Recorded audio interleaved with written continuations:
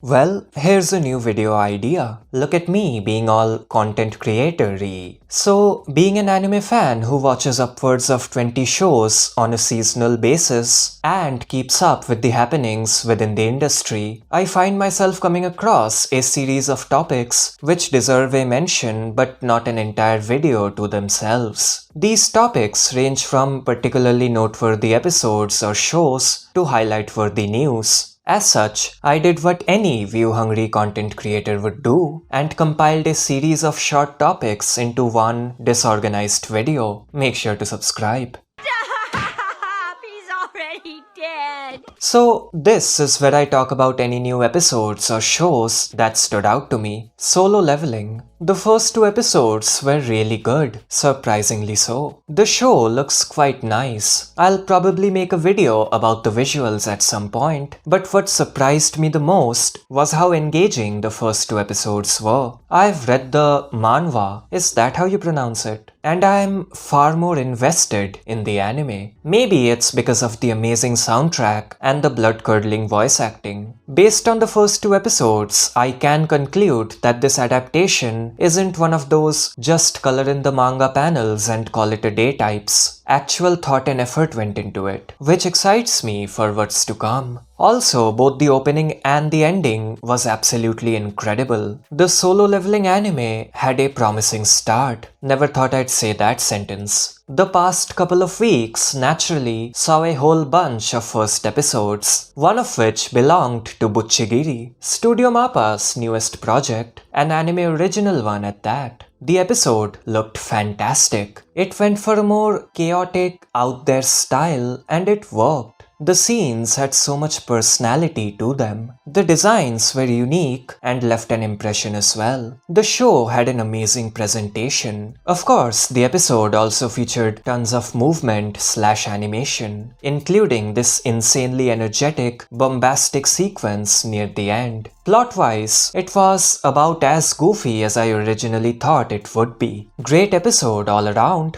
but in true Studio Mappa fashion, the staff has run into production issues. Yes, already. Christ lad, it's only episode 1. Two of the animation directors hinted towards the production being compromised. Those tweets have since been deleted. Again, not exactly surprising, but quite unfortunate. Bones came through with their original anime Metallicrouge, which looked spectacular. The general art direction and aesthetic was really eye-catching. Also, of course, the 2D mechs were extremely well drawn. Now, I won't sit here and pretend to be a massive fan of the mecha genre. I'm not. If anything, I dislike the genre, as the concept of giant humanoid robots never really made much sense to me. But regardless, I can appreciate good animation. That's kinda the whole point of this channel. I don't really understand the plot, and I'm not particularly fond of the characters. Not a fan of those we do things because we are ordered to types. So I can't say I'm too terribly invested. The second episode will feature Yutaka Nakamura as a storyboard artist, so that's something to look forward to. That's why he's the GOAT!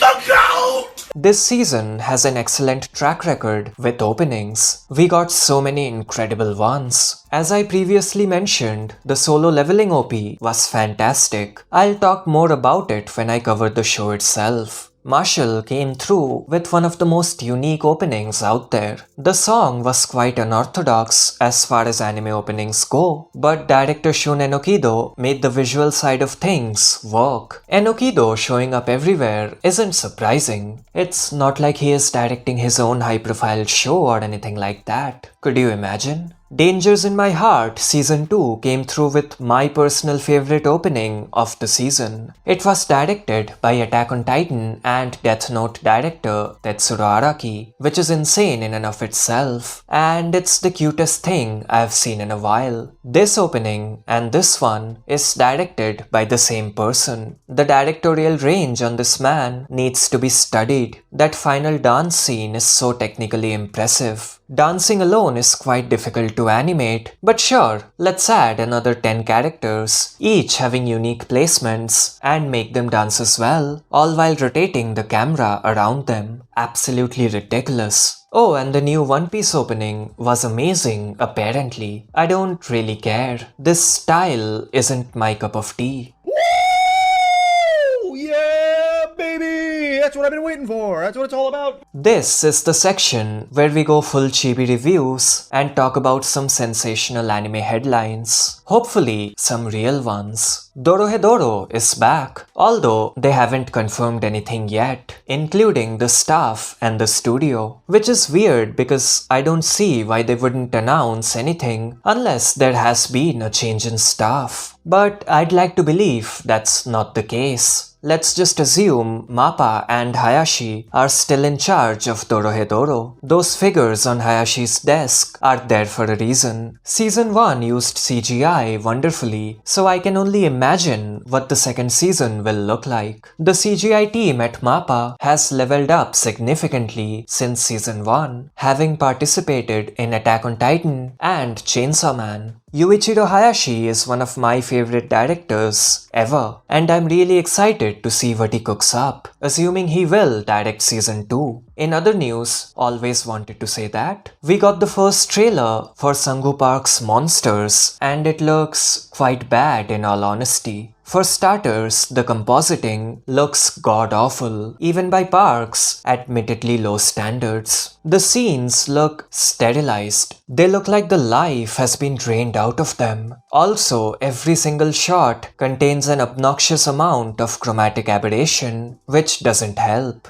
Takashi Kojima's stylized character designs simply don't fit in with this style of presentation. It looks bad. But hey, it's a Park project, so at least the action will be top-notch, right? Right? Well, no, apparently. The action scenes from the trailer look unremarkable at best and janky at worst. The newly formed DNH Productions is busy with 2 other shows. I don't think they were particularly well equipped to pick up a third title, even if said title was only an episode in length. I hope the PR team selected the worst looking scenes for the trailer and that the episode itself looks better. Combining decades of research and design. The gaming chair. This is the part where I talk about random shit, really. So I watched Suzumenotojimari. I have now watched every single Makoto Shinkai movie, even that 6-minute one, and it was a mixed bag. On one hand, I loved the world building and the fantasy aspect. It reminded me of some of those older Shinkai flicks, especially Children Who Chase Lost Voices. It was a lot more engaging compared to Japan but it rains really hard, or Japan but a meteor falls. But this was a double-edged sword. The movie focuses on the world a lot, and as a result, the characters feel superficial. The main characters met by chance, but 4 days later, they were so madly in love that they risked their very existence for each other. That's a bit hard to stomach. Come on, man, where's my Radwim's musical montage of couple shenanigans? It looks absolutely stunning, no surprises there, but I didn't really like it as much as I thought I would. I watched the record of Grand Crest War as well. It was a show I decided to watch purely on a whim, and I was pleasantly surprised. The show looked great, especially for a 2-core project with tons of large-scale battles. It had a lot of animation highlights, animated by the likes of